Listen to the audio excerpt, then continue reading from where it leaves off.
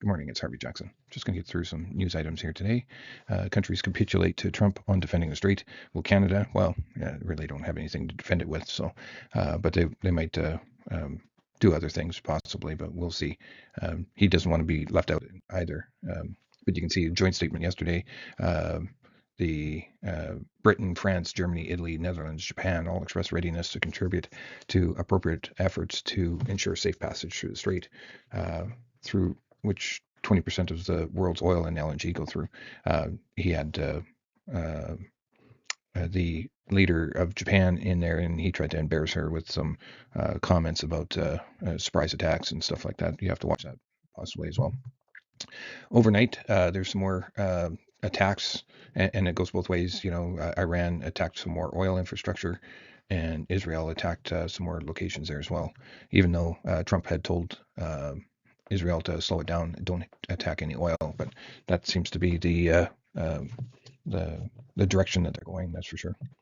War in Iran threatens fresh food price shock across developing nations. You can see that just the cost of percent of the share of the consumption is pretty high. That goes towards their CPI. Iran attacks wipe out 17% of Qatar's LNG capacity for up to 5 years. So, you're going to see some elevated prices in other parts of the world if it can't get made up fairly quickly by others. And again, this is how brain dead the liberals are.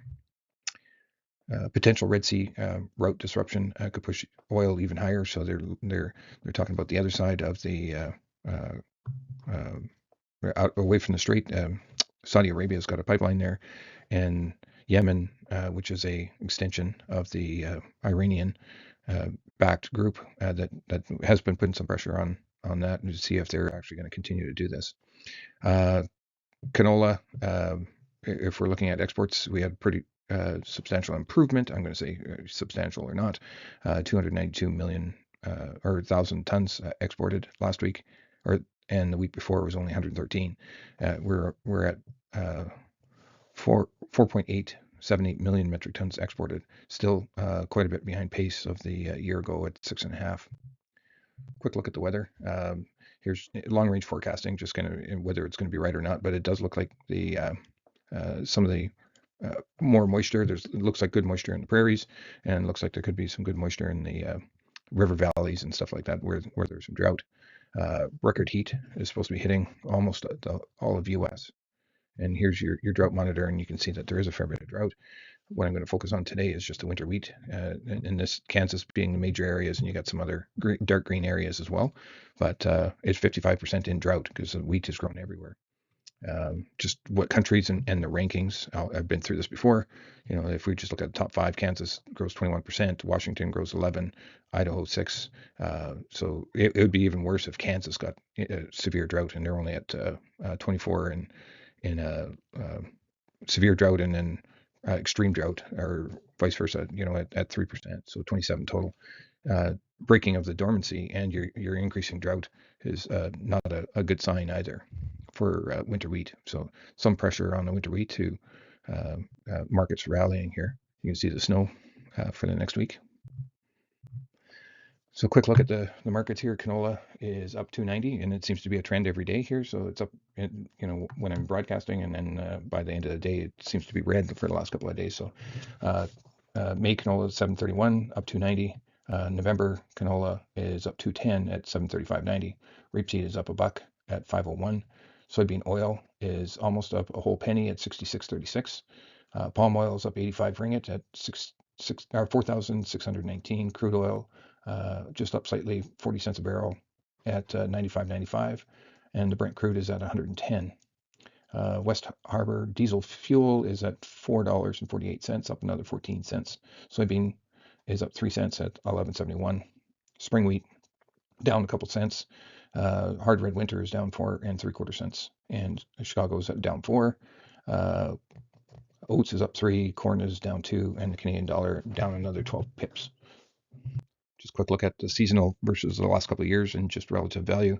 And you can see that we're almost at the same value that we were last year in our highs. So this got to reward this. And then just looking at the trend here, going sideways, this is not the best sign, but when you look at November, we basically eclipsing what we had made for highs back last June.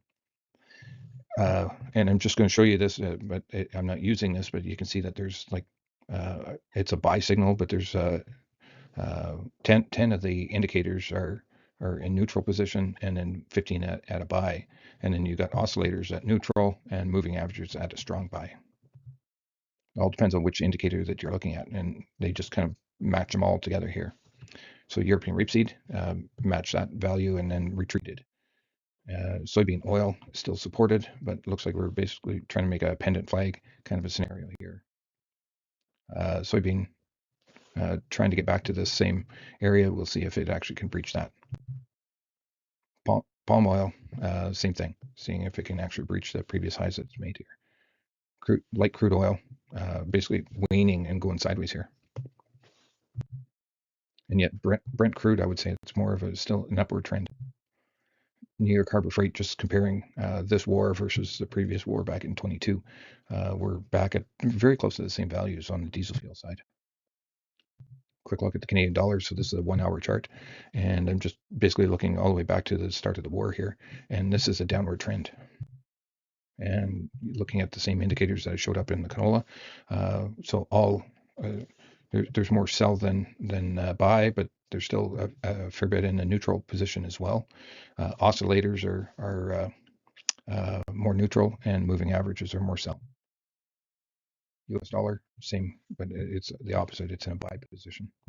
Quick look at wheat, just where we were and where we are now. So this is going back to June last year, and we're working our way back. We'll see if we can get out of this sideways trend that we're in. Yeah, we need to break through that value basically. And then looking at new crop, this is the area that I'm still interested in trying to get some pricing, futures first kind of pricing done. Kansas, consolidating, basically going sideways here. Chicago, and your French wheat, consolidating. This is your corn, it's still an upward trend here as well. And your oat futures here, does oat know something? Oat knows is the saying.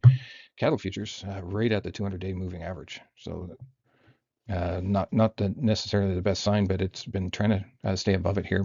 I'm going to say the longer the war goes on here, and the tougher the economic situation is for grains or for the economies, the less likely that there's going to be more demand for beef. The war ends. Look out! I think we can still hold these values. So your feeder cattle still has some support here as well.